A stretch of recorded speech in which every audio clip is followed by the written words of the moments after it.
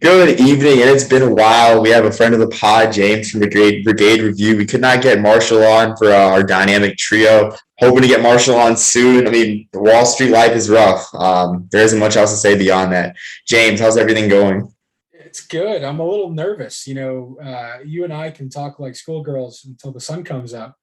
And Marshall did a good job at keeping us on track and moving the conversation along. So we'll have to watch ourselves tonight. Yeah, for sure. I mean, we miss Marshall, straight shooter. But yeah, next time we'll take notes from this time and just see how just it'll just show how much we need Marshall from this time. But Yeah. without further ado, a lot happening, of course, in the World Conference realignment. I know you had posted something that I was not able to respond to because of a night out with the Signal Boys, but but a lot of moving and shaking started, and I think it's funny because an Oklahoma parody account posted, they retweeted the Sunbelt news, and they're like, all we wanted to do was play Nebraska at night, and that's really the first domino of this all. So we're going to go through all 10 conferences, and I guess start with significance. We're going to start with the SEC and the Power Five, and then go down from there in terms of their moves or lack thereof, and sort of review it and look at the way forward. So starting off, the SEC, of course, the big domino that created everything. Thoughts on their moves to add Oklahoma and Texas? And I mean, I would assume they've reached their peak as a conference with 16 teams, but you just never know these days. Yeah. I mean, remember when that news first broke earlier in the season, there were all kinds of rumors. There were rumors about Michigan, Ohio State, Clemson, and Florida State all leaving and joining a super conference and making it like a 20-team conference. There were going to be 4 pods of 5 or 5 pods of 4 or something like that, and they were going to do some sort of crazy super conference. And now here we are. Um, the one thing I think we have to remember through all of this is, let's follow the money, and particularly let's look at. I mean, the controllers of the money are the networks. So SEC is an ESPN conference, right? Almost exclusively. They get a couple of games on CBS every week, but those are about to go to ESPN as well. It's an ESPN controlled conference from top to bottom, and so look at what ESPN wanted to do. ESPN wanted to kill the Big 12 because Fox has the big, the three other big conferences essentially, the Big 10, the Big 12, and the Pac-12, and so the ESPN wanted to put a stake in the heart of the Big 12. So they took their two most valuable programs in Oklahoma, Texas, add them to the SEC. Good for the SEC, obviously. Bad for the rest of football in a lot of ways, college football in a lot of ways. But ESPN gets what they want out of the Big 12 and out of the SEC.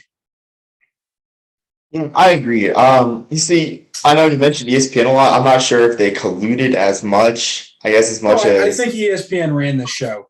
Like, okay. I think this is a chess match, and the first move was ESPN taking Texas and Oklahoma, and then at that point they can't necessarily make the next move yet because the Big 12 has to fill in, which we'll get to.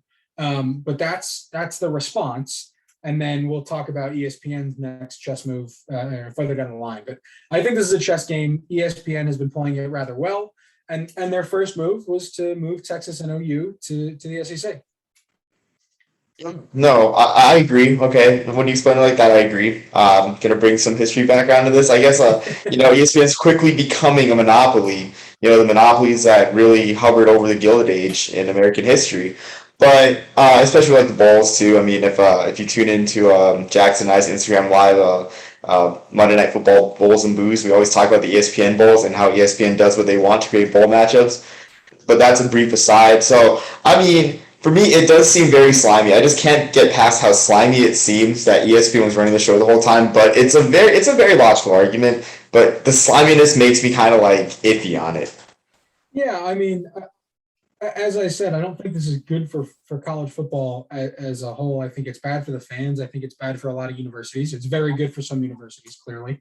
But yeah, I mean, you could see it as slimy. I don't necessarily see it as slimy. I see it more as just disappointing, I guess. Okay, that's fair. Yeah, yeah, I'll accept that. So, before we move on to, I guess, the alliance conferences, like we're going to talk about, do you think? I know, like, you can't really tell anything, but in the next 10 years or so, you think the SEC stays pat at 16? I think 16 is a cap because in the 90s you had the 16 team whack. They dissolved. They stretched across like 4 or 5 time zones, and it was just doomed to fail.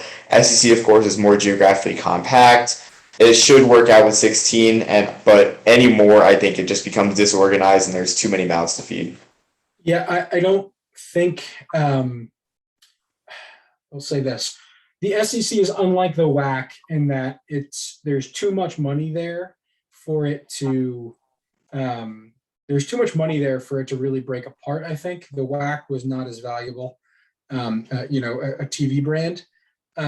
So the SEC is a little bit more stability when it comes there. I don't know, whether it's the SEC or it gets branded as something else. I do think there's a possibility of a super conference where there's just the best 24 teams or the best 30 teams, and they sort of form a league of their own. I do think that's a distinct possibility, right? We talk about the cartel growing and shrinking naturally, and that's how this works, and that's why conference realignment is a truism of college football. Um, but so I could see that happening at some point, some sort of 30-team super league. But then, of course, that 30 team super league is going to turn into a 32 and 34, and it'll slowly grow more and more over time, and we'll get this ebbing and flowing like we've always had. So I could see it growing. I don't know if it'll be branded as the SEC at that point, but I don't think we'll think of it as a conference. I think we'll think of it as there will be FCS, FBS, and then whatever this is. Okay. Yeah, and I mean, I'm kind of scared of that actually too Yes. because yeah, it's just not good because I mean, you miss out on the 1984 BYU's, the heck, even 2021 Cincinnati's that would possibly The, come out. the 2018 UCFs. 2018 UCFs, yeah, yeah, them too. Absolutely. Yeah, you miss out on those like well, actually, like, yeah, actually contending non-power conference teams. So overall, just it's kind of a dark time in college football, which is why I guess conferences formed alliances. I guess a smooth transition to our next group of conferences, our next conference. So I guess we'll talk about the Big Ten. I think the Big Ten was put in a funny spot because they're at 14 right now. The two schools I would have looked at were Iowa State, which Iowa State used to be a hot commodity in basketball with Fred Hoiberg as their coach. Not so much now. Kansas State, I don't think they carry a big enough market, and I feel like you go one or the other with them or Kansas. Kansas, I think, would have been a great ad basketball wise because you have Michigan, Indiana, even though Indiana has not been Indiana well for like the past decade or so. Sure, but you They're have still Michigan one of State, Ohio yeah. State. I mean, you got lots of basketball there. I mean, Big Ten, cares a little bit more about academics than I think the SEC does, and so they said that they would only accept schools that were members of the American Association, University, the AAU. And so I think the only Big 12 schools that were in play, if I'm not mistaken, at least that geographically made sense, were Kansas and Iowa State. Um, and I just don't think that it was that valuable to the Big Ten to expand. I mean, I think that's more of a dilution than it is an ad. And I really don't think the ACC, the Big Ten, or the Pac-12 really wanted to expand. They just felt like they needed to do something in order to compete with the SEC. And their answer was to create the alliance rather than to expand. And I think that served the three of them well. I mean the alliance, but with air quotes, which we'll probably talk about as we go on. Yeah. Which is an interesting concept. I guess with non-conference scheduling and I guess my understanding was that they would boycott the SEC, but maybe you can hash that out. I guess those three conferences, but I guess I don't think the Big Ten left much to be desired. I just don't think that. I mean, they were in much of a spot to do much in terms of expansion, like you said. Yeah, I don't think they did. And hey, look, their schools right now are still getting more money than the SEC schools and their TV contract and their payouts every year. So you don't want to pull a Mike Oresco and add a bunch of schools you don't need. And so I think they were smart to stay at 14. Yeah, I mean, I agree. Not much argument there. Going on to the next conference, we'll look at the ACC. I don't think there's much discussion here either for the ACC in terms of poaching from the Big 12. While I guess we both would like to see West Virginia go to the ACC and just bring back the backyard brawl on a yearly basis. Not really practical in terms of markets. Basketball's great for sure. Football, I mean, solid, but again, it's like who else do you add? Yeah, I thought that the ACC of the three alliance schools, the ACC perhaps had the most to add by expansion. It was still rather minimal. If I were going to expand with the ACC, it was going to have to be, a Liberty and, perhaps somebody else, maybe a UCF or something along those lines prior to the Big 12 getting them. Um, it would have been something like that. I think, Liberty beating two ACC schools last year, 2 out of 3, and just the sheer size of their university and therefore value and streaming, with the ACC network as it is. I think they had the most to gain by expansion, but it still wasn't a whole lot.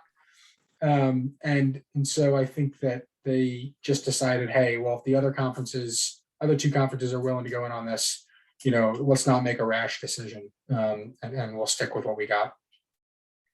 I think it's interesting you bring up Liberty because Liberty, of course, is the problem child of conference realignment talks. After all, they were rebuffed by the Sun Belt, which we'll talk about later. I mean, they were rebuffed for Old Dominion, which is interesting because Old Dominion's kind of an unknown commodity in football. Basketball, they've had some great years, but not so much lately. But yeah, like Liberty being the problem child, I think such a fever dream for the Yeah, ACC.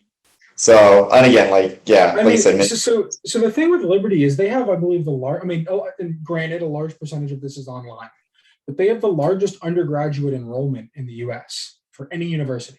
So, if you can get a fan base like that interested in watching Liberty football, I mean, they'll have more viewers than most of these private small ACC schools, right?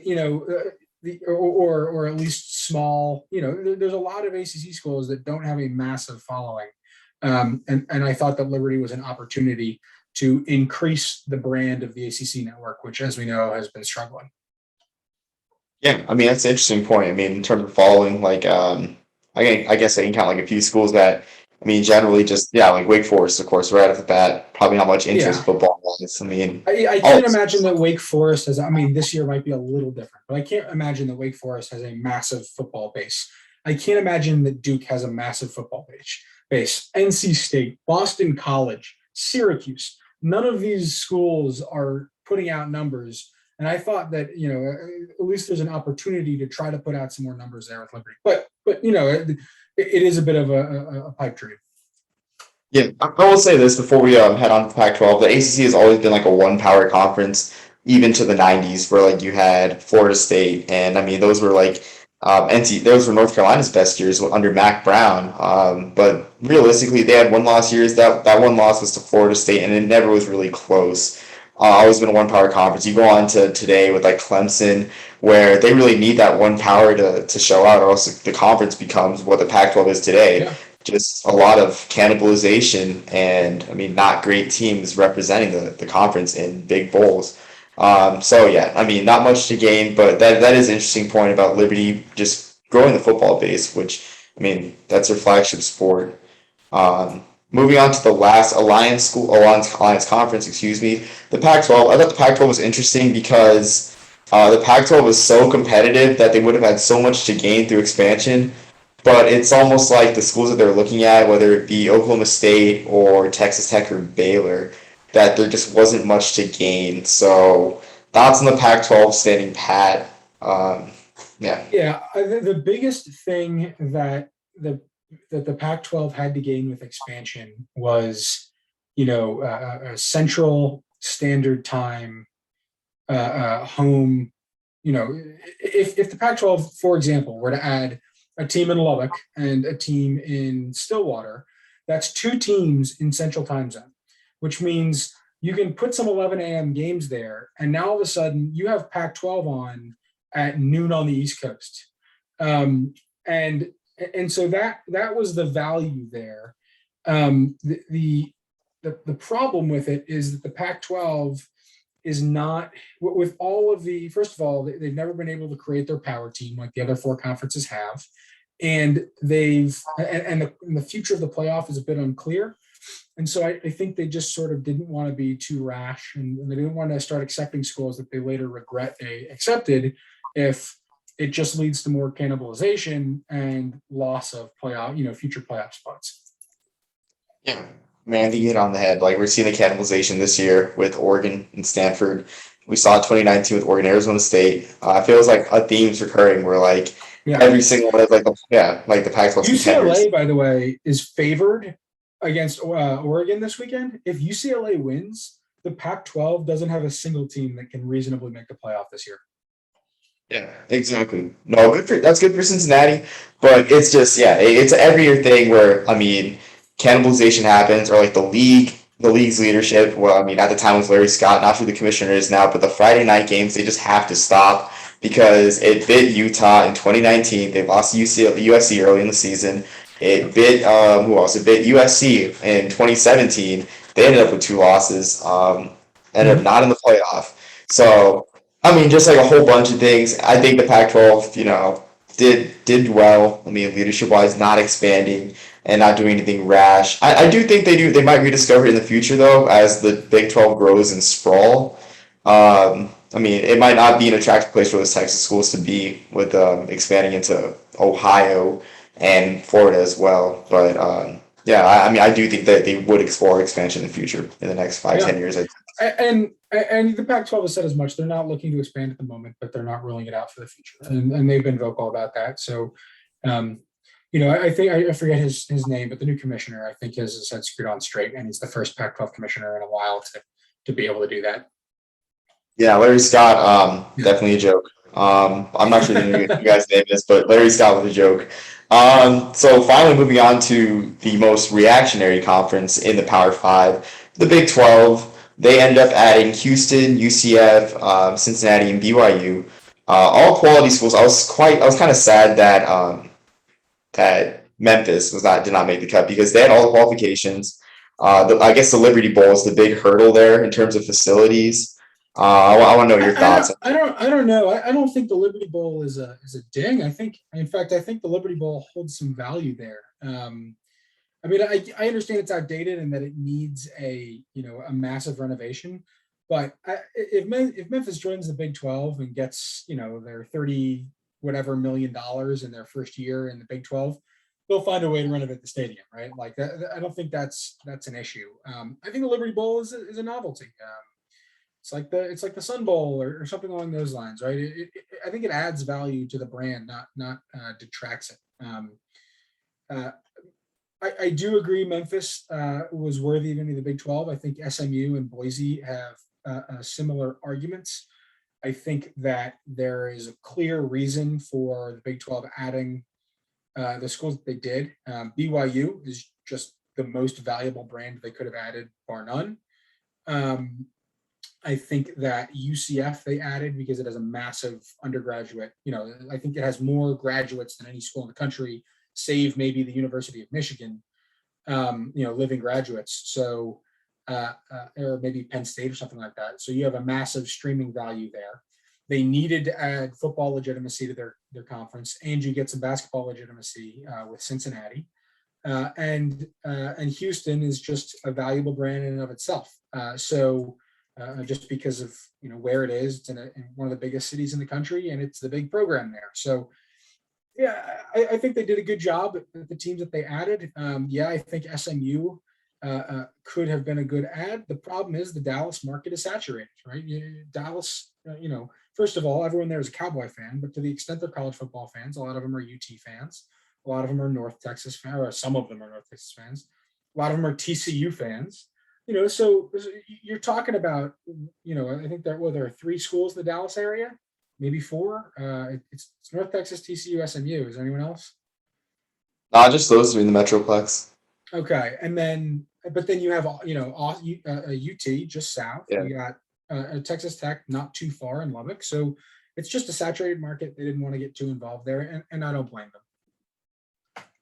Yeah, I agree. I think what a lot of people are overlooking is basketball. I think the Big 12 might be one of the most strong basketball conferences there is now with these additions. Yeah, Because Cincinnati Cincinnati, is not a joke. Houston, Houston's not a joke. BYU is not a joke. yeah, Yeah, the Big 12 lost two schools in UT and Oklahoma that sort of ebb and flow as powerhouses. Every once in a while, Texas right now is in a peak, not a valley. But I think the rest of the schools they've added are great basketball ads. I mean, yeah, it's going to be fun to watch those schools. I think Houston was a 1 seed last year. Might be a pandemic asterisk, but still, like they're doing great things with the program. Another aspect I liked was recruiting, getting into Ohio, the fertile recruiting out of Ohio, and especially Florida too. Getting into Yes. UCF. I mean, UCF might be bound for, I guess, I want to say like they're already like a program on the rise, but I think this might be their next step to reaching the mountaintop, being in a Think power about conference in yeah. Florida. Think about the Big 12. They added the three most fertile recruiting grounds. They got a team from each of them: Texas, Florida, and Ohio, and they also got a team in Utah. And they just opened the entire West Coast of the Big 12. Four really big recruiting ads. Yeah. I mean, so I think the Big 12 did as good as they can do. I don't know if it's a net positive in terms of because the brands aren't there, but conference might be more competitive than it was in the By the past. way, here is Fox's response chess move. Right? They take BYU because they're valuable, and then they take the three extremely valuable ESPN brands. And by the way, I'm not sure the Big 12 is done, which we'll talk about later. We'll talk. I think we'll talk about at the end. But this is the response chess move that we are going to take three of the most valuable ESPN brands that we can. Yeah. Great move and response, really. Yeah. Yeah, I guess we can segue to our next conference, well, into the group of five, and our next conference is starting off with the American. So the American, I don't think they learned anything from Conference USA because a lot of the schools that they picked six conference or was it six? Yeah, six Conference USA schools. And I think most of them were teams from the 2013 expansion that had just started programs and were fairly new to college football, like Charlotte, especially an unproven commodity. Will Healy. Yeah, UTSA. Will Healy's doing a great job. Jeff Traylor's doing a great job, but those are still unproven commodities. Sure, I don't have the list right now. Yeah, they added Rice. Rice is total it. Yeah, Rice is that's a head scratcher. It's Rice, UTSA, FAU, Charlotte, UAB, and who am I missing? Is it Let me check. Yeah, but the point here is you've added six conferences. So I would say the save Conference USA, the American was the biggest loser in the whole realignment. Maybe the Big 12 is the second biggest, but I think the American. Did I say FAU? I don't think you said FAU. I think that's who we're missing. So two from Texas, right? Yeah. Rice and UTSA. Three from Texas, North Texas. Right. Right, and then Charlotte, FAU, and Rice. Rice, I understand to an extent.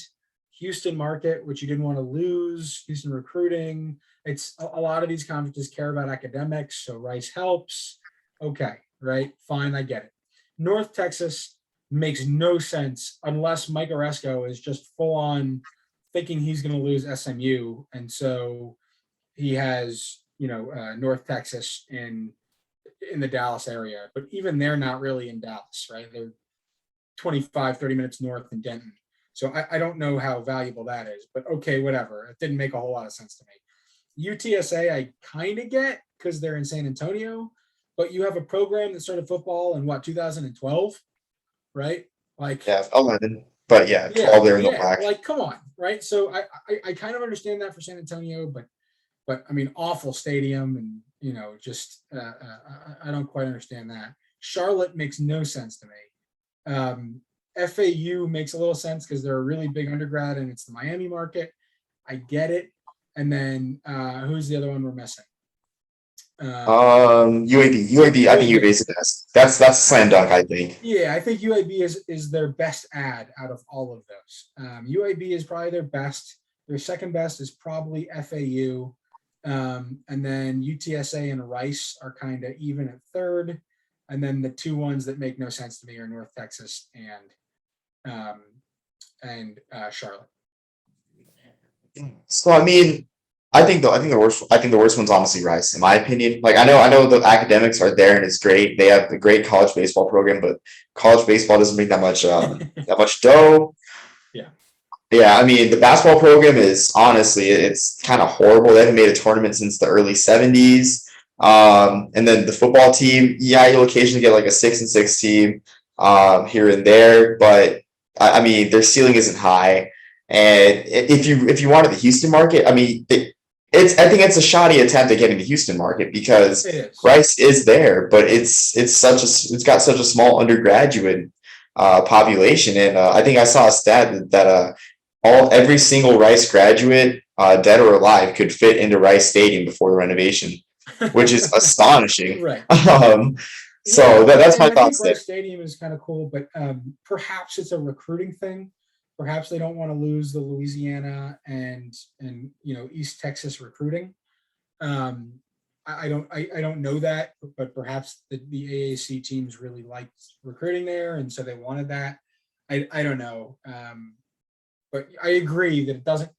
I think it makes more sense than Charlotte and North Texas, but it doesn't make a lot of sense. Yeah. Yeah, it's really head scratch. I think it's the most reactionary move of all the conferences. I think, but I just don't think they learned their lesson. I don't think the Americans gonna hit a demise like Conference USA, which we'll talk about later. But they did this exact same thing and got markets instead of proving commodities when they could have the chance to get a Marshall, get a Coastal Carolina. The UAB is great, so I mean I'm not gonna fault them for that one. But really If I getting like were high if I were programs. Mike Oresco, I would have added UAB and called it a day. Okay, Right? yeah, because okay, yeah, I would I have a agree. 19 conference and then an 18 round robin. Yeah. Oh, 18 round I mean, robin. I would have gone for 10. I think the Sun Belt's a good alignment with 10, with 5 and 5, and then round robin. Even though it's kind of they'd have to go round robin for Navy, but I would have gone with 10, added one more. I think Buffalo would have been a good add in terms of basketball as well. Yeah, Strong program out there. they'd have to get. I thought about that too. Buffalo really needs to rebrand itself. Like they really need to just brand themselves as New York and call it a day. I don't know the legal, the legal aspects of that, but I really think that Buffalo is hurting itself by not getting New York into its name. Yeah, Buffalo would be a decent ad. I thought UAB. Here's the thing. Here's the response from ESPN. Right. So you have your initial chess move is OU in Texas. The response move from Fox is all right. 3 American schools are now ours with Cincy, Houston, and UCF. And the response from the American is the first thing that they do is they try to get Colorado State and Air Force. Right. They try to take some of the Fox, CBS, teams from the Mountain West away, and that doesn't work. Air Force wanted to go. Colorado State was iffy, and I think that San Diego State, along with Boise, were able to convince Colorado State to go, and Air Force didn't want to be the one team in the American all the way out there. So they really didn't want to go without a partner. And once Colorado State was done, so was Air Force, right? So Fox wins that move. CBS wins that move. ESPN's response is basically, well, if we can't kill the Mountain West, we have to kill Conference USA because the ESPN relationship with the Sun Belt is much, much stronger than Conference USA. Conference USA has a lot of CBS and that sort of thing. So it was either to target the MAC, which isn't really desirable, not a lot of great desirable brands in the MAC, or to go after Conference USA and pick up some bigger markets and bigger fan bases. So that's what they did. They picked up their 6, and that was their plan B, which is what they went with. I mean, I agree with that completely. But yeah, I think Buffalo might have been a stretch too, as it would have been easier if UConn were in the league for them to add Buffalo, but it's just that it would have been just Buffalo, Temple, and Navy in the whole Mid-Atlantic / Northeast enclave of the conference. So yeah, not as feasible.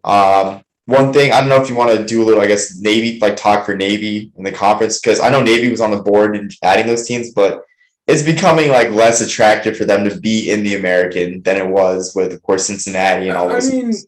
I will say, I mean, so the way that this contract is structured, at least, I mean, these are rumors, but the way this contract is structured with ESPN is, the American went to ESPN and they said, hey, we want to keep our money. You did this all by taking Texas and Oklahoma. Tell us what to do. And so the American teams were making about $7 million a year, and Navy and the schools that are remaining get to continue making that $7 million a year. And these new schools start by making about $2 million a year, and then slowly over time that gets more and more and more. Here's the problem. The American is going to have, especially if the American loses Memphis and SMU in the future, the next contract for the American is probably going to be equivalent to a Mountain West Conference contract, if not worse, right? Like, you can make the argument that, all right, well, Cincinnati's gone and UCF's gone. You might have a USF or an Eastern Carolina, turn into a really good program because there's a vacuum and they're going to be the ones to fill the power spot, right? But there's USF and ECU just are not in and of themselves as valuable as the programs that were lost or SMU or Memphis. So if the American loses SMU and Memphis, I think it's pretty much over in terms of them competing with the Mountain West or being above the Mountain West. That $7 million is not going to be there for them at the end of this contract in 9 years or whatever it is. And I think that they're going to be sorry. So when it comes to Navy, I mean, if I were Navy, I'd take the guaranteed $7 million over the next 9 years and see where we are then, right? And every year, whatever the exit fee is for the American, I don't know what it is. I'd be setting some aside every year in case they have to leave. But I don't know that it'd be worth it for them to leave while they have guaranteed money on the table for the next 9 years. And I mean, I agree, but yeah, I guess we won't be hearing how much smack talk from Navy fans about Army schedule, because essentially they're playing a Conference USA schedule. Or over the next, it's funny how fate works out, how karma works out. Well, but yeah, they're about to be 14 teams, right? So they're about to be a 14-team conference, and the only two teams that aren't previous Conference USA members are Navy and Temple. Exactly. Yeah, it's pretty much Conference USA light plus Temple and Navy. I mean, and even then, like the only teams you put in USF as a prior Big East member from like 05 to 2012, even then there's like not much variation. Which I mean, I kind of wish that Cincinnati would stay in the American because I like those old Big East matchups. Reminds me of my childhood. But yeah, so I mean, I do think Navy stays as well, but it's just like not as beneficial. Like I mean, the variation, we talked about it, the variation in opponents. Like you kind of wish you had that. I mean, and I guess I don't think Navy fans saw themselves playing Charlotte. I mean, every year if they're going to be in the East. So here's the interesting thing, which I put out on Twitter a couple days ago. Until the next realignment, right? Until things change, Navy may very well have 16 opponents, right? Period, unless they play in a bowl game or at Hawaii. Because with 14 teams, it's going to be hard to stay at an 8-game schedule. The American could very likely move to a 9-game schedule.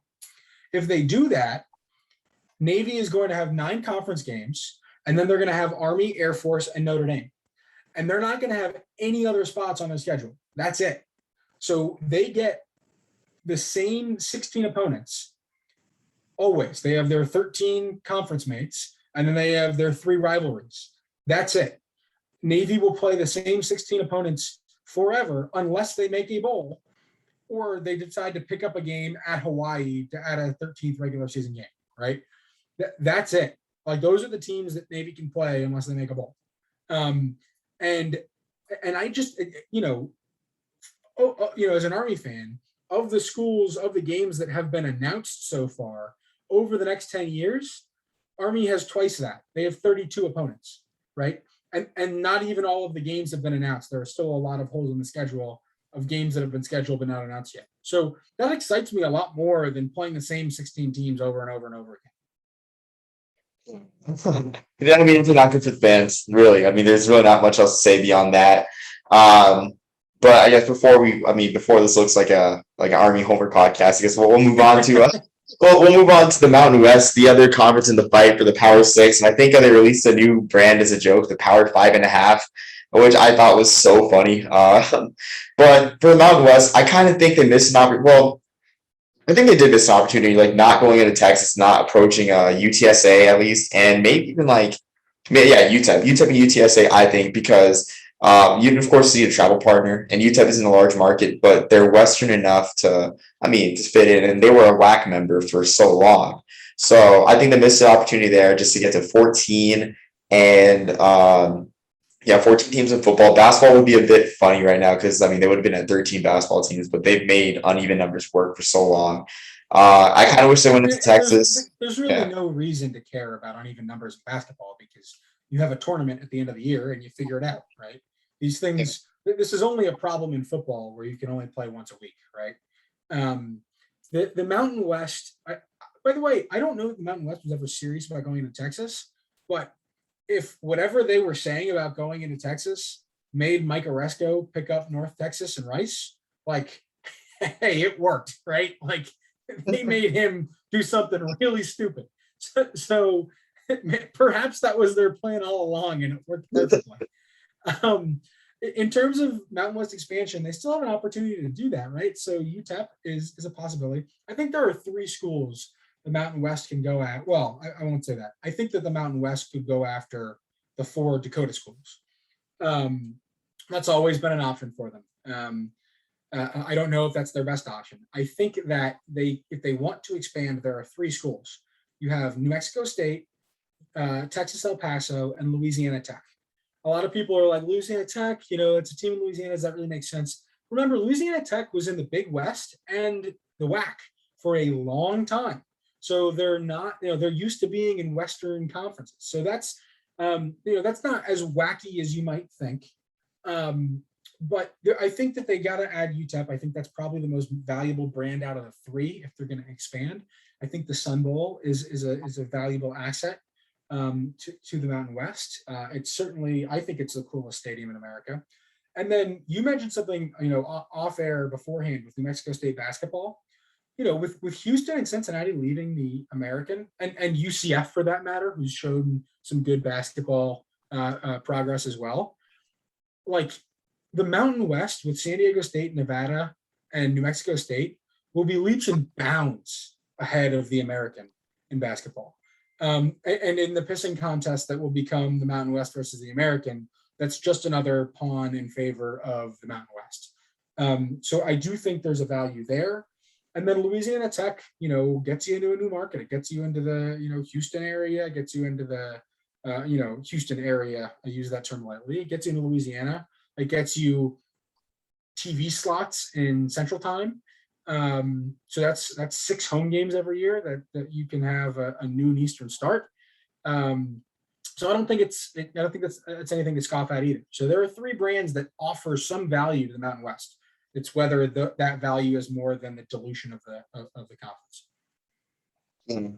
And I think, I love New Mexico State's case but football slowing it down. Basketball for sure. I look at the new American layout. The American looks like a 2-bid conference at most. SMU has had their years, but mostly looking at like Memphis, maybe Tulsa. If they have a good year, Tulsa was really good in 2019, 2020. I don't know if that's sustainable for them. I think the American is. By the way, if Memphis and SMU leave.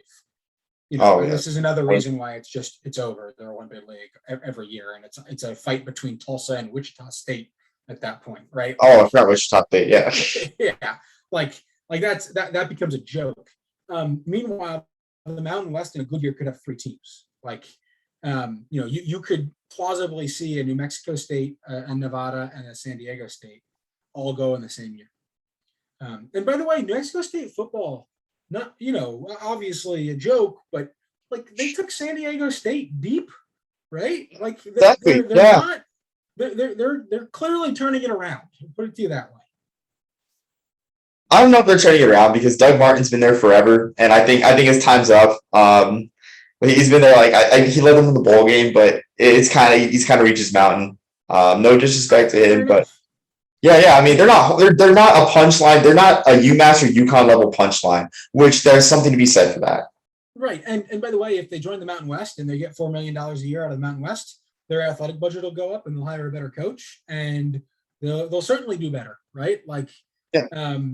so I don't think New Mexico State is just a completely failed football program with no hope, like you might think a UMass or a UConn is. I mean, for sure, and we'll keep an eye on the situation in the coming years. Or, I guess that's if Conference USA doesn't grab up New Mexico State. Yeah.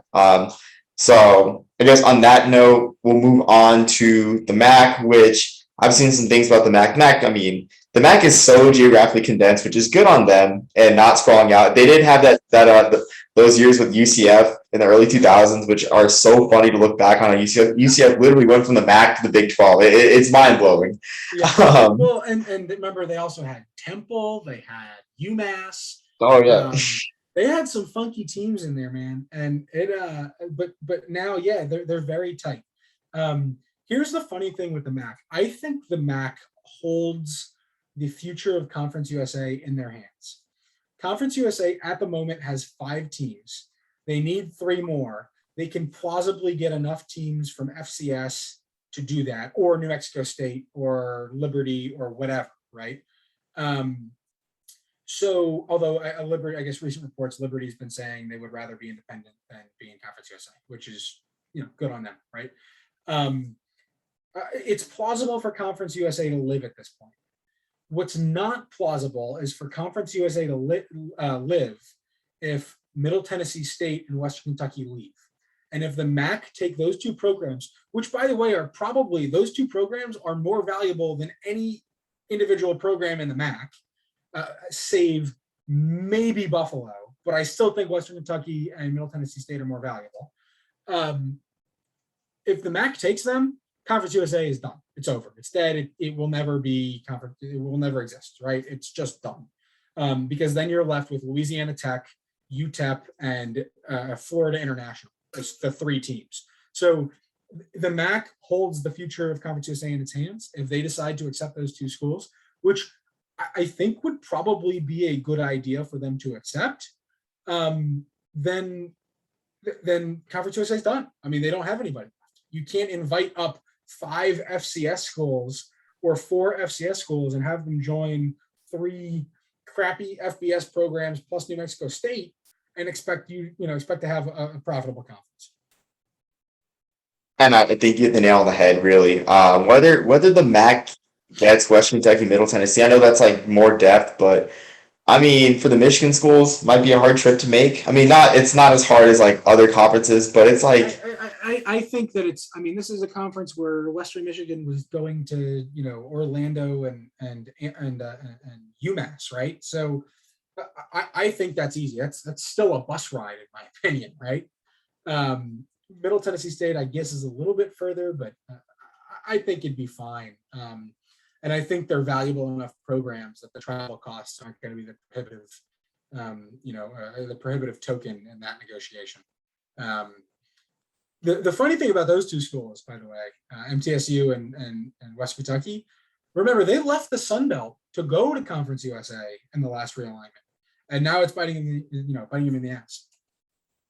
Exactly. Because it's all about the name brand. I mean, you think about Conference USA, yeah, I think there really so much to be said about what happened in the last realignment round. Right.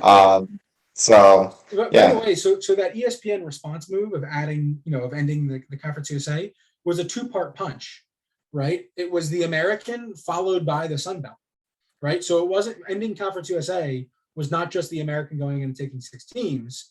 It was the American taking 6 teams, and now we're hearing reports of the Sun Belt taking 3. Yeah. And I guess, moving on to the Sun Belt too. The Sun Belt went on brand and they're trying to build just a great football league, which is good on them. Something that's happening that people, I guess, aren't realizing as much is what's happening to Little Rock and Texas Arlington. Those teams probably get kicked to the curb, which will probably ultimately benefit Conference USA, as Conference USA has room to probably add those 2 as Olympic sports members, which allows them to add football only members for cushion as well, so they don't have to keep adding all sports members. So what do you think about the Sun Belt's move? Right. I think yeah, I mean So I like it. you're right. If Conference USA can get those two members, they can go raid the Pioneer Football League and try to get some of those members. Now I don't know. I don't know. The Pioneer Football League is kind of a mismatch of a bunch of football only members, right? And I don't know which ones make the most geographical sense. But perhaps they could get some of those. I don't know the brands well enough to be able to tell you if that's possible. Um, but yes, those I imagine would be the best football only brands to join Conference USA.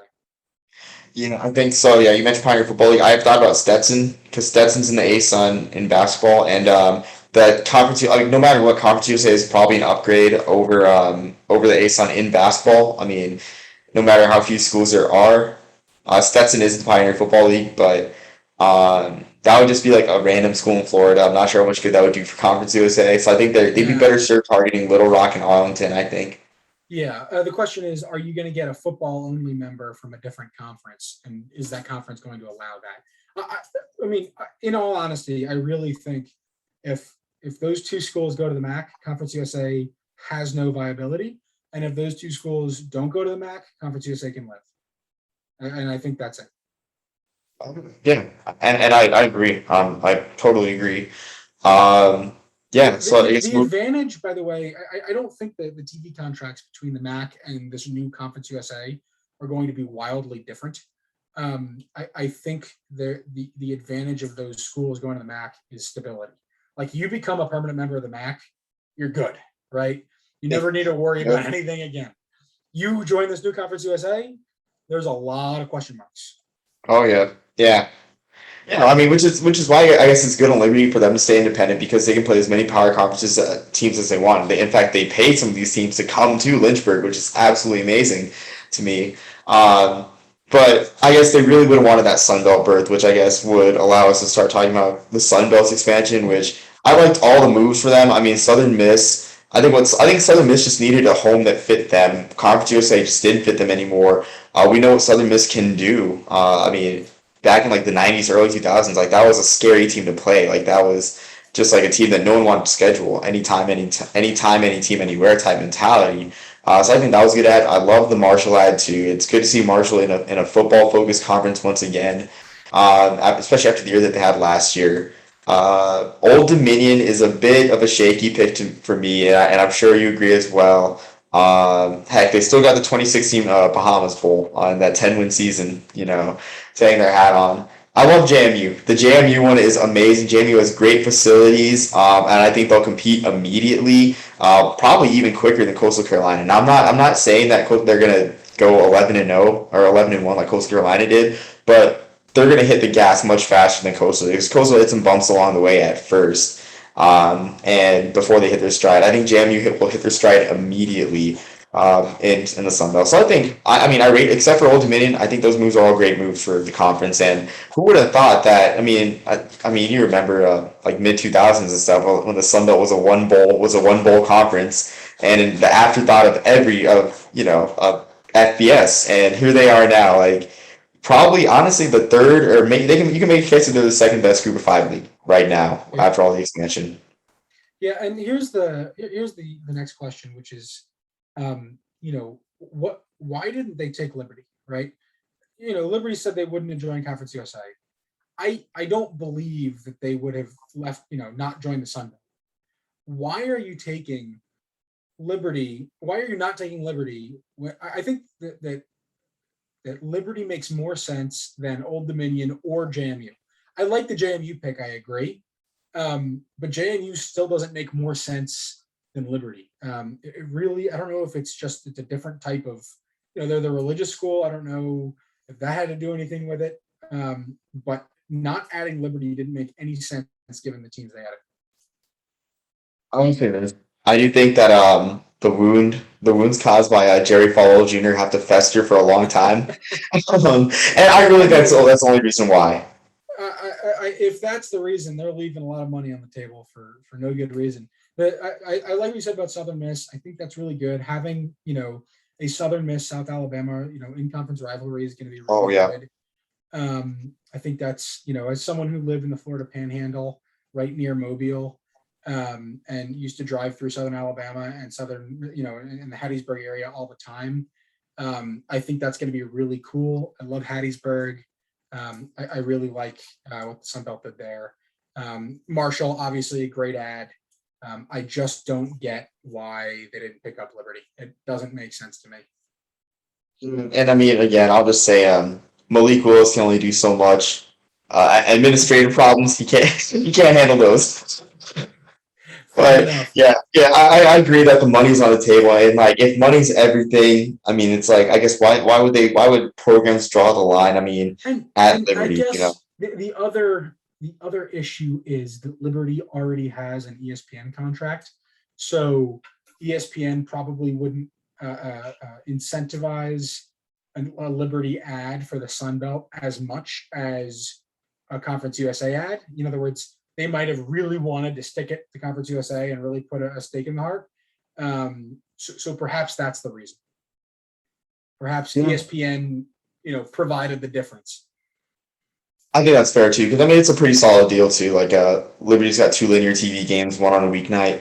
So yeah, I mean pretty fair deal for ESPN to keep that separate thing as well. And plus they've got to weigh in for their bowl games as well. And I think all the Sun Belt's bowl partners, save for the New Orleans Bowl and the Lending Tree Bowl, are ESPN bowl games. So that wouldn't make much of a difference in terms of bowls for Liberty. But yeah, again, that's something that we'll I guess ponder and wonder in the coming years. I think we know the answer with Old Dominion whether that'll pay off or not, but maybe they'll prove us wrong.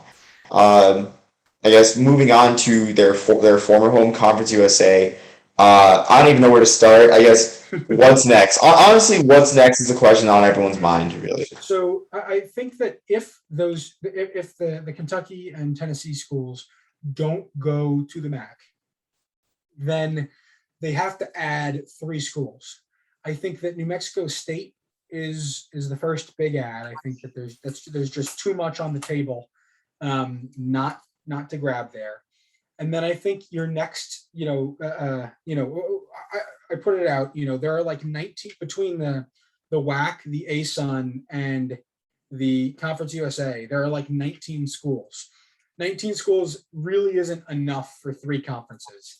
If one of them is going to be an FBS conference. So one of those conferences has to go away.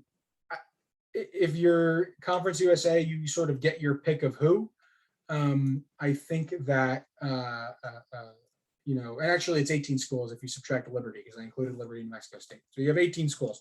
I think you take New Mexico State, and then the other schools that I would take are Sam Houston State and probably McNeese State. And then potentially I'd snag a Southland Conference school in Jacksonville State. And that's who I'd go with. And then, sort of let the ASUN and the WAC figure it out. The Southland would probably have to pick up one team, and then the rest of them would be in whatever the new name of the ASUN WAC challenge would be, whatever that permanent name would be. Yeah, so I think the obstacle there is like we need like Conference USA. I don't know why I said we. Conference USA needs immediate solutions right now. Immediate solutions right now. They need immediate solutions, and a lot of those FCS schools I was looking at, like the schools in the ASUN, only like Eastern Kentucky, I guess Abilene Christian have like stadiums that are either ready, FBS ready, over 15,000, or could be ready very soon with renovations to get up to 15,000. Like a lot of those schools, like it takes time to get those facilities up to par when Conference USA needs those schools now, which I mean Sam Houston is close. It's kind of hard. I think their stadium's a bit out of date. I mean it's a Berm stadium. Yeah, but they I mean have the entire the few years that they got to spend in the transitional time to yeah. be able to get there. So they'd be able Okay, to. right.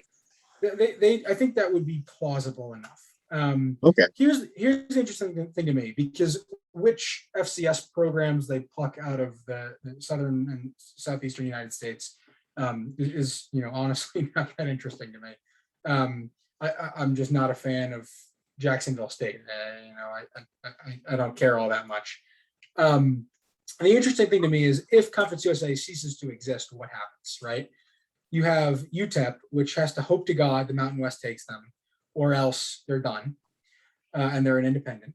You have New Mexico State, who, is not Conference USA now, but presumably would become a part of a new Conference USA, who's going to be staying independent. You have Louisiana Tech, who has to hope that the Mountain West takes them, or else they're an independent. You have FIU, who you have to hope they really don't have any hope. They would be an independent or they go FCS. So you have potentially 3 new independent programs at the FBS level. I mean, and I mean, I don't think that's as much a problem, honestly. Now, like if those teams were to go independent, which yeah, TV. I mean, TV is an issue too. But it's like Conference USA was not getting that much TV money, and they were not getting that much exposure. Like I've said with Jackson before, I think it was for the Western Kentucky UTSA game.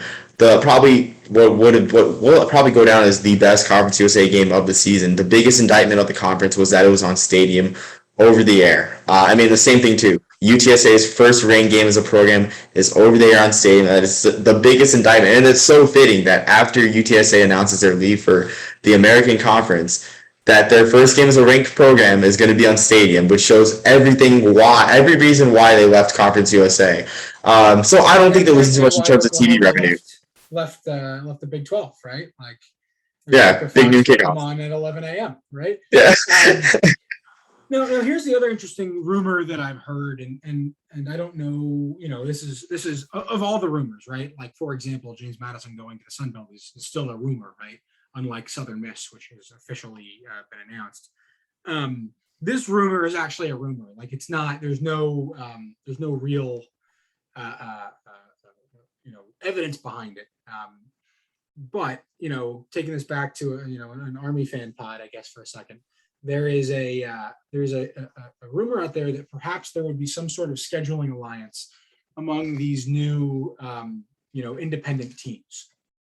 So, for example, or even not even new independent teams, but I've heard a couple different rumors. So either a scheduling alliance in the Northeast between a UMass, a UConn, an Army, perhaps a Buffalo, who only has an 8-game conference schedule, and perhaps a Temple, who would only have an 8-game conference schedule, where all of these schools agree to put at least 2 of the other programs in this alliance on their schedule every year. Now, Army already does this, essentially, and so do UConn and UMass to an extent.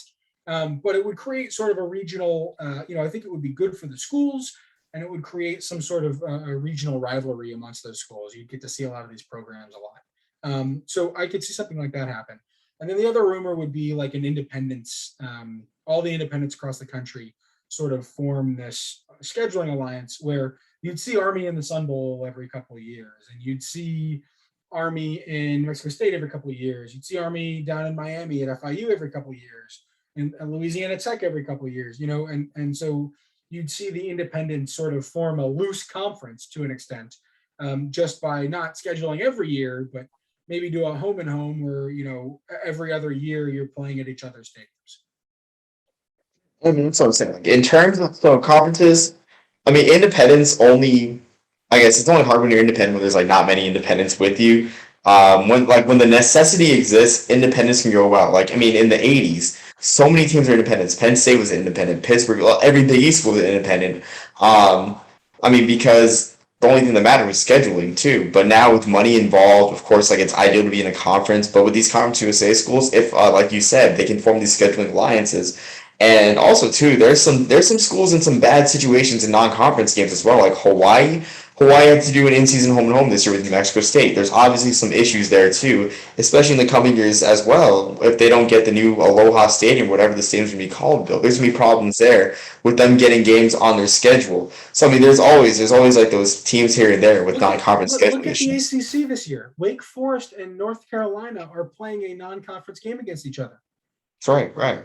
So yes, scheduling matters, and if there's a lot of independence, that certainly makes it a lot easier.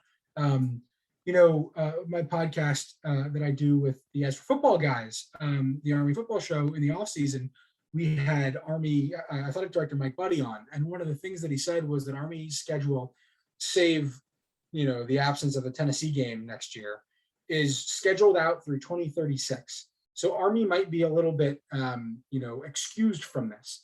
But in terms of these other independents that might find themselves as newer independents, the New Mexico States, the UTEPs, the Louisiana Techs, I don't think they're going to find the most hostile, independent environment we've seen recently.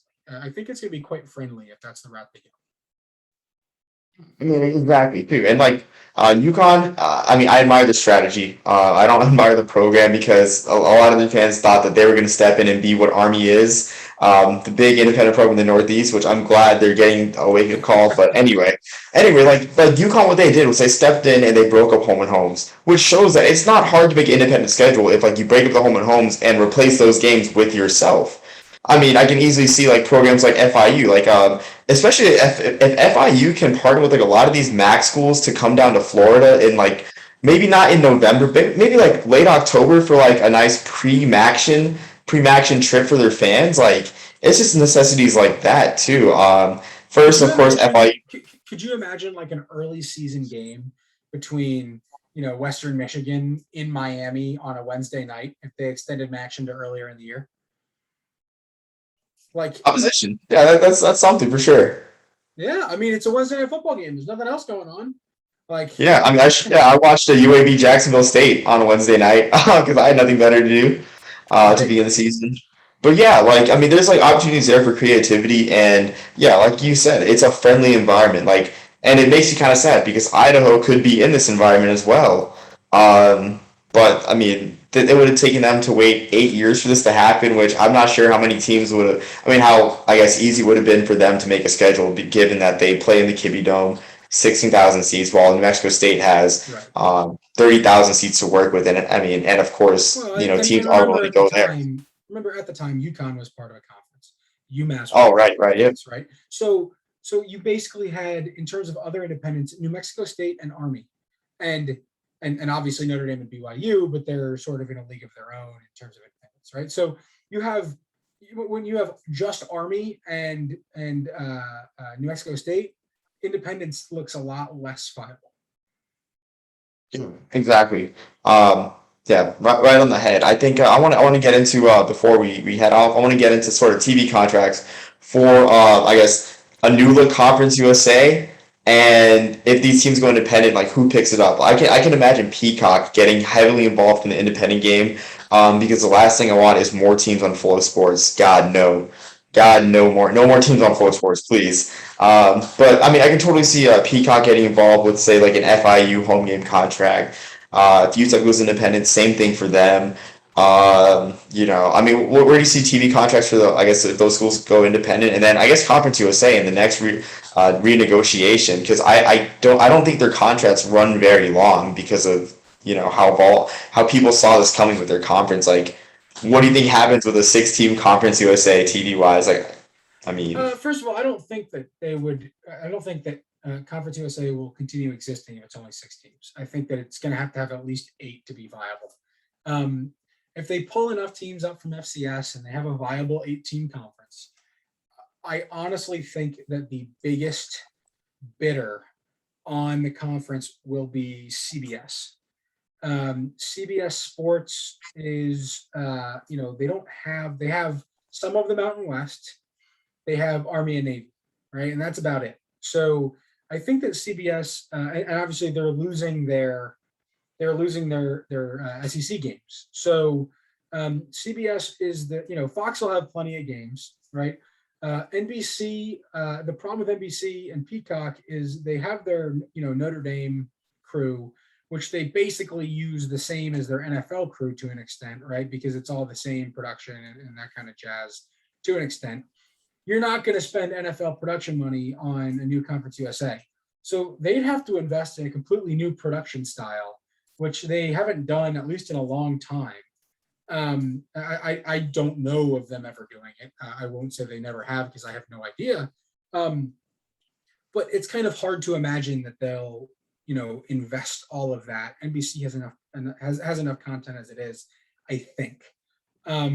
I think that CBS is probably the biggest taker of a new Conference USA contract.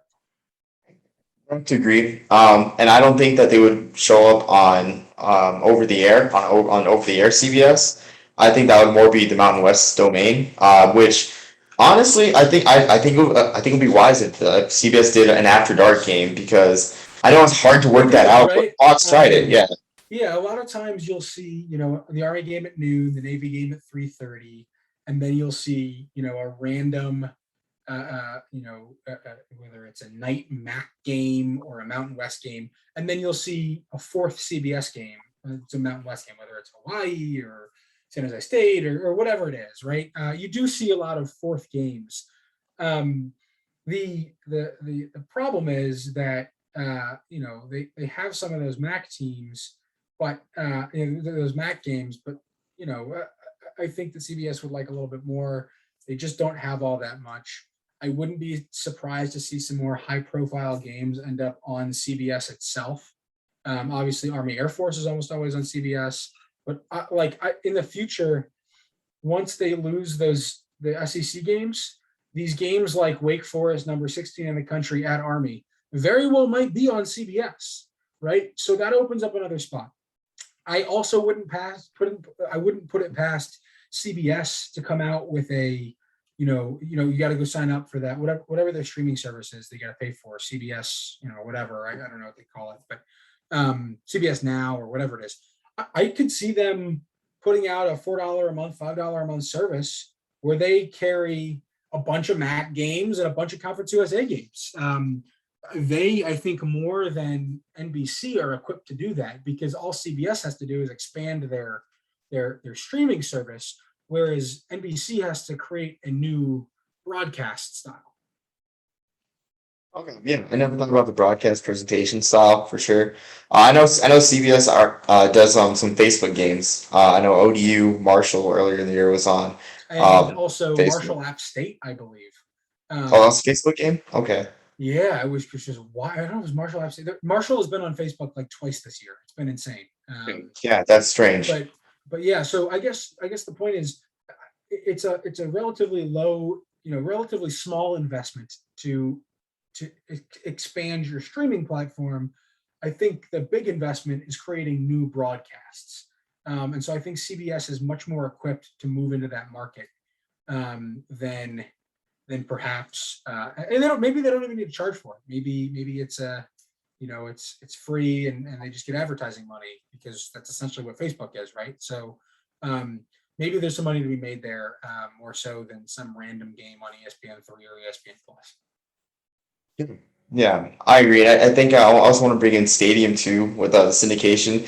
If they can syndicate to these local sports networks, whether it be like the Valley Sports networks, because you have one in Florida for FIU, you have Fox Sports Arizona, which if they end up accepting New Mexico State, they can alternate between UTEP and New Mexico State on who gets to be on Fox Sports Arizona. But yeah, you get it with those, or not Fox Sports, sorry, Valley Sports Arizona. Valley Sports, yeah. Yeah, whatever. Yeah, whatever. The Sinclair group, yeah. Sinclair, yeah. Yeah, Sinclair. Here's what I think. If you're CBS, why reinvent the wheel? Why not just buy Stadium, right? CBS buying Stadium could be a really good marriage that allows CBS to get into the the streaming business without having to reinvent streaming. Yeah, I mean, I think that's a great idea for sure. Yeah, I mean, just as long as it's not I've never thought about it. Right? Yeah. Just as long as I don't have to pay $70 a year to watch 6 games that I'm mildly interested in, right? Like anything's better than that. And so I could see like CBS buying out Stadium or creating their own stadium and going and picking up, whatever the cost is, the UMasses, they already have UConn, picking up the New Mexico States, the FIUs, the Louisiana Techs, like those aren't nothing. They have decent fan bases. So FIU is a really big school. So I could see CBS doing that. And I'd be surprised if they weren't considering it at the moment. Exactly. I think that's a good note, really, to end on. I mean, yeah, a lot happening, and there's so many moving parts: TV, administrators, conference commissioners. It'll be interesting to see how things fall out. But it's a wild time in college sports. This certainly will not be the last realignment phase that we see. But it's just amazing how a small domino can lead to just literally the ceiling falling in on a conference. I mean, something as small as playing at noon. playing the. It's like I think that. Hey, I was here. I mean, I just moved to Oklahoma City, so I'm a proud new OU fan. I'm in SEC country now, I guess. But like I'm watching Nebraska fans walk around at 9 a.m. in downtown, in Bricktown. I'm like, what the hell's going on here? Yeah, well, we got to get to the game by 11 a.m. And you just, it's a crazy, Fox kind of, shot themselves in the foot when they did that. And now we're in the mess where we can talk for however long it's been about conference realignment, which you and I could do for much, much longer if we wanted to. But I think the main thing we've learned here today is that we can keep a conversation rolling pretty well, and that we really don't need Marshall on this podcast. I'm not gonna say that. I'm not gonna say that. No. I'm just kidding. Hey, I am severely bummed out that Marshall wasn't able to make it. I love hanging out with Marshall and getting to shoot with him, and that's a great time. So if you guys are gracious enough to have me on again at some point, I sincerely hope that Marshall's here, and I would love to get to have a conversation with him. Hopefully we can generate some more negative YouTube comments. Yeah, next time Marshall's actually able to get on, no, we'll definitely call you. We'll definitely call you back. Like the next time we can get him on, cool. For sure. Yeah, I mean, and we're definitely we'll be spreading everything on our platforms, on the Ask for Football platform. Brigade Review on Twitter. I'll be spreading it as well. So I love your podcast. The other guys at Ask for Football, I know Dan. Every time I'm on, he ends up listening, and then he goes and listens to like the 8 most recent podcasts. And he's just a nerd. Yeah, and he loves it. So, and he tells me all the time how much fun he has listening to it. So keep doing what you guys are doing. Absolute blast. Yeah. Yeah. I don't know. I haven't watched or listened to the College Football Roundtable yet. I just hope that Holy Cross Colgate was on your roundtable, man. It's beautiful. It's a beautiful time, man. So Roundtable sort of morphed. When we first started it, we had a few different ideas about how it could go. We just sort of wanted to form it, and we've kind of merged with Veteran Trash Talk, which is a veterans group, and basically we've catered it as a general college football show for veterans. So we sort of specialize in service academies, but we talk about everything. But it's on the shorter end. We rarely go above 20 minutes on that podcast. But I know I've told you we'd love to get you on. It's not my podcast, it's Rob's, but I will tell him that we have a guest that we want to bring on. We'll bring you on, get your picks for the week. I'm hoping they'll all be FCS picks, even though they don't have lines. Just tell us who's going to win, and we'll have some fun. Appreciate it. I mean, Ivy League and Patriot League. I'm your guy. I mean, yeah. I get crapped on. By some people down here. But what can I say? I'm a history major. Yeah. So at some point, there's a lot of podcasts that we still have to do together. One of them is the history of the Ivy League and Patriot League. Absolutely. That one of them has got to be the Lambert Trophy. There's some other guys that I'm sure we want to get on that podcast too. There's a lot of podcasts that we still, we have to do an Army Navy podcast at some point. There's a lot left to be done here. Yeah, exactly. Yeah, a lot of. I mean, you just gotta write these down. That's something. Whenever I just think about something, I just write it down. Like, oh man, it'd be cool to talk about. So yeah, no, looking forward to linking up again with you, and if I can get with Ash Football Gang, it would be great. Yeah. No worries, no rush. But yeah, it's been great. And again, just tune in to both of our pods, and until next time, peace, love, and soul, everyone.